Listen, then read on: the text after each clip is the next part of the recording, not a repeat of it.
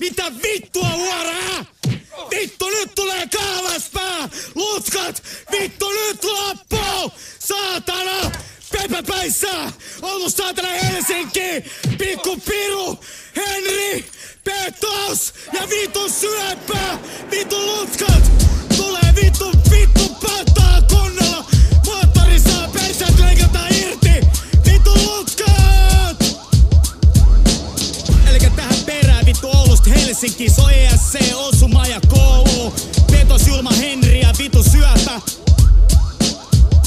Tapahtuman paikkana Oulu sivistyksenä elämän koulu, koska opinnat on retkulla niinku pakanalle joulu. Eli turjaa niinku Paavi Kivekset. Eli tää klikki on rikki niinku kun lähiöhuoran veriset levikset. Punainen paholainen tänne pääkaupunkiseudun vittumaisimpia yksilöitä. On päättynyt 100 kilometrejä pohjoiseen. 2 tuntia Henri syö vielä pirun kanssa suljetussa tilassa. Miksi vitus mä ryhdyin moiseen? No itse toisin piirteitä, musta on ennenkin bongattu. Jo ennen kuin Petos oli mun oman kotiin oven bommattu. No kaikki on kotona, kun yhä vanhoilla päivilläinen herta pahennusta. Ja ihan hommona, ihan vaan promona. Kyllä paskaiset päätti täällä hääriä. Seuraamuksia on mahdotonta arvata niinku promille määriä.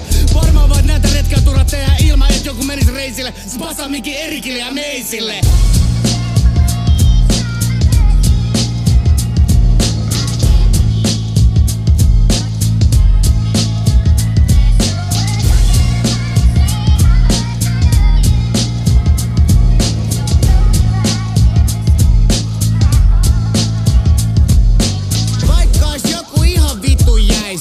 Syöpä on taas pöhinä päissä.